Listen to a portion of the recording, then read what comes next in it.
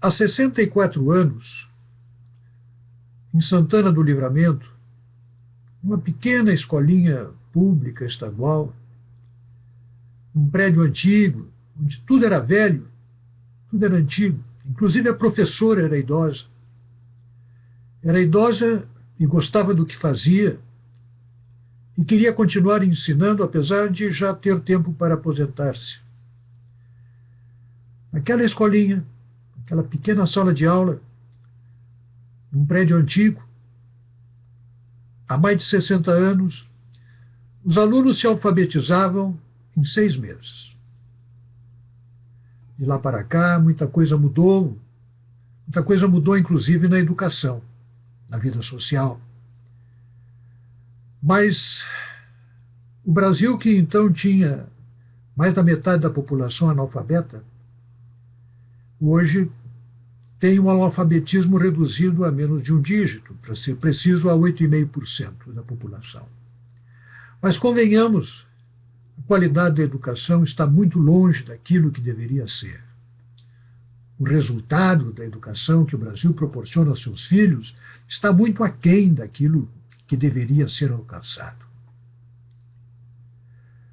O World Economic Forum, WEF, World Economic Forum, na sua última edição, ele lista 122 países. E, sob o ponto de vista da educação, olha, aí é um vasto relatório de 527 páginas, onde, sob o ponto de vista da educação, ele coloca o Brasil no 88º lugar do ranking. Olhando de baixo para cima, 35º lugar. O que mais puxa para baixo estes números é a posição dos estudantes brasileiros em matemática. Depois vamos falar sobre matemática. Em matemática, a nossa posição, olhando de baixo para cima, é a 12ª, pior, do mundo. Esse mesmo World Economic Forum,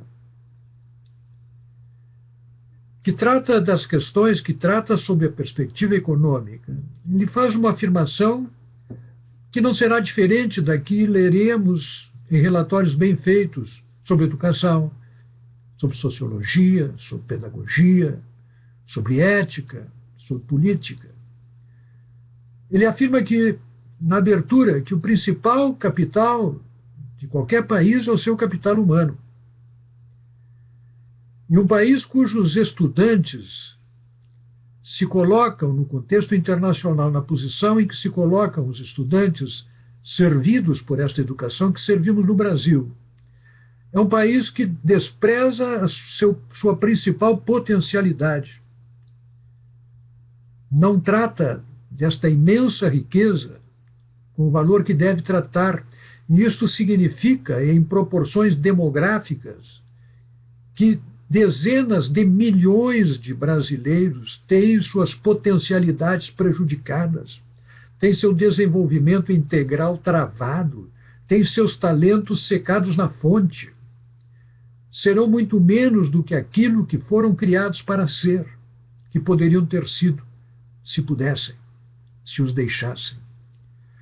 Quando se fala em educação no Brasil, nós estamos falando de 5 milhões de estudantes no ensino infantil, de 24 milhões de estudantes no ensino fundamental, 7 milhões no ensino médio, e olhem a diferença, de 24 para o ensino médio chegam 7 milhões, e de 10 milhões no ensino particular, e vamos ficar apenas com estes 3 níveis. Estamos falando de mais de 50 milhões de estudantes. Tratar deste material humano, desta riqueza humana, como o Brasil vem tratando, isto é gravíssimo. Isto é um erro que clama aos céus. E há um problema ideológico por trás disso.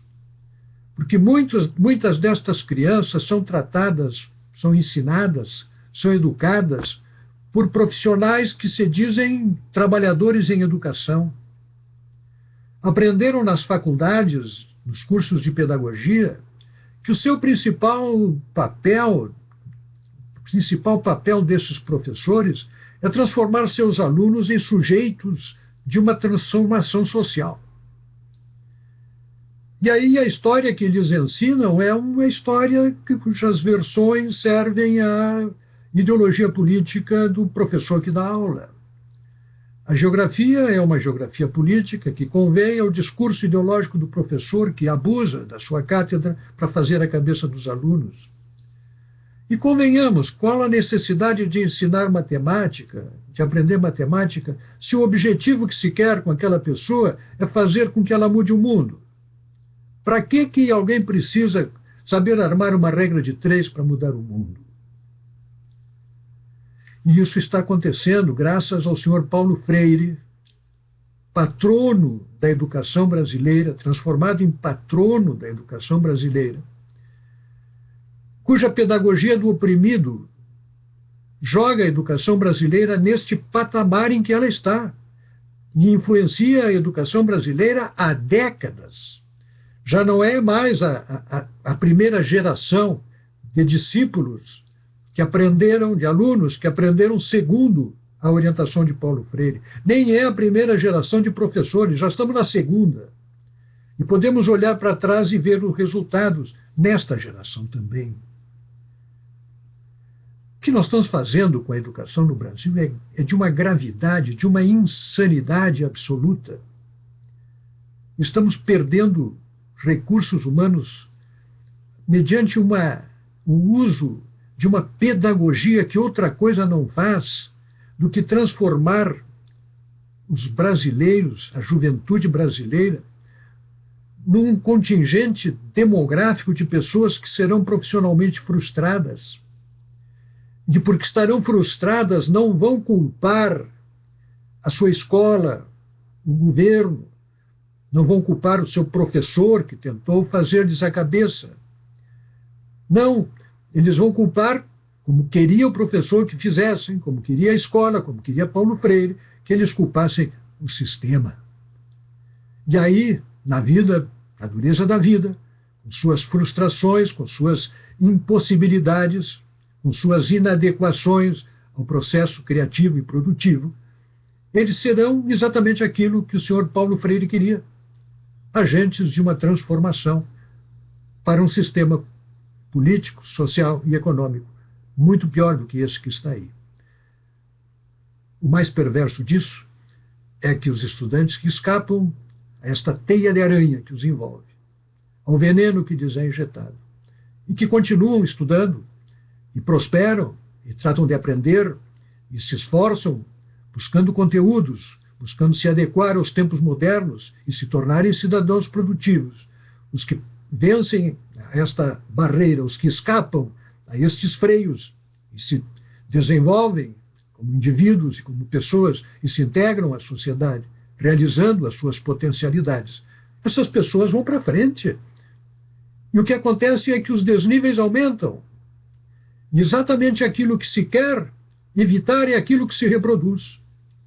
É uma ideologia que transforma, é uma pedagogia do oprimido que cristaliza o oprimido naquilo que ele chama de opressão. Isso está acontecendo no Brasil, isso está acontecendo com milhões de brasileiros, de jovens brasileiros, de crianças brasileiras. É de uma perversidade brutal. E poucas pessoas se dão conta disso. Pense você nisso.